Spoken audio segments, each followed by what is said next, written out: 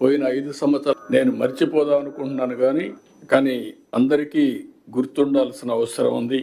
వ్యవస్థలన్నీ పూర్తి కూడా ఇప్పటికి నేను 4వసారి ముఖ్యమంత్రి అయినా ఇప్పటికి కూడా నాకు ఇంకా పూర్తిగా విధ్వంసానికి గురైనటువంటి వ్యవస్థల్ని రివైవ్ చేయడం ఇంకా టైం తీసుకునే పరిస్థితి వస్తా ఉంది. ఇంకొక పక్క ప్రజల హక్కుగా తెలుసుకునే ప్రభుత్వ నిర్ణయాలను కూడా రహస్యంగా దాచిపెట్టడం, జీవోలు ప్రజల కోసం ఆన్లైన్ లో పెట్టే విధానానికి మంగళం పలకడం, అవన్నీ కూడా ఈ రోజు మళ్ళీ ఆన్లైన్ లో పెట్టే పరిస్థితికి వచ్చాం. ఇంకొక పక్కన 5 సంవత్సరాల జీవోలు కాకుండా ఇప్పుడు ఇచ్చే జీవోలన్నీ కూడా ఆన్లైన్ లో పెట్టి ఒక పారదర్శకతకి పెద్దపీట వేసే విధంగా ముందుకు పోతున్నాం. ఇంకొక పక్కన నేను చాలా సార్లు 45 సంవత్సరాలుగా చూశాను, ఏ వ్యక్తి కూడా ప్రజాస్వామ్యాన్ని గౌరవించకుండా ప్రజాస్వామ్య విలువల్ని హరించే విధంగా పనిచేస్తే ఎక్కువ సమయం లేకుంటే ఎక్కువ కాలం అని కూడా సాధించలేరు. అవి నేను చూశాను. అదే సమయంలో ప్రజల్ని హింసించే శక్తులను గాని వ్యక్తులను గాని మనం ఉదాసీనతగా ముందుకు పోయినా దానివల్ల కూడా సమాజానికి చెడు జరుగుతుంది. ఇవన్నీ బ్యాలెన్స్ చేయాల్సిన అవసరం ఉంది.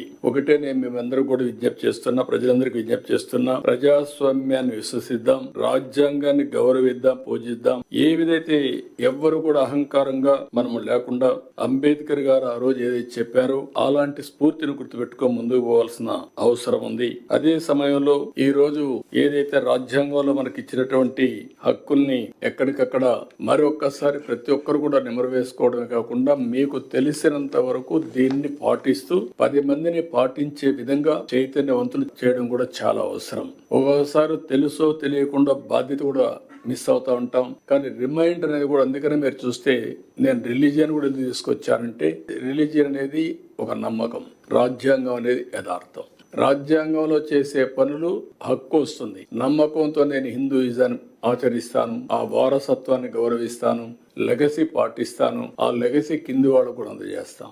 కానీ ఏ కులమైనా, ఏ మతమైనా, ఏ ప్రాంతమైనా రాజ్యాంగాన్ని సరైన స్ఫూర్తితో అమలు చేయగలిగితే తద్వారా మనకు మెరుగైన ఫలితాలు వస్తాయి. రెండోది కూడా సిఎస్ గారు చెప్పినప్పుడు ఇప్పటికే చాలా మార్పులు తీసుకొచ్చాం.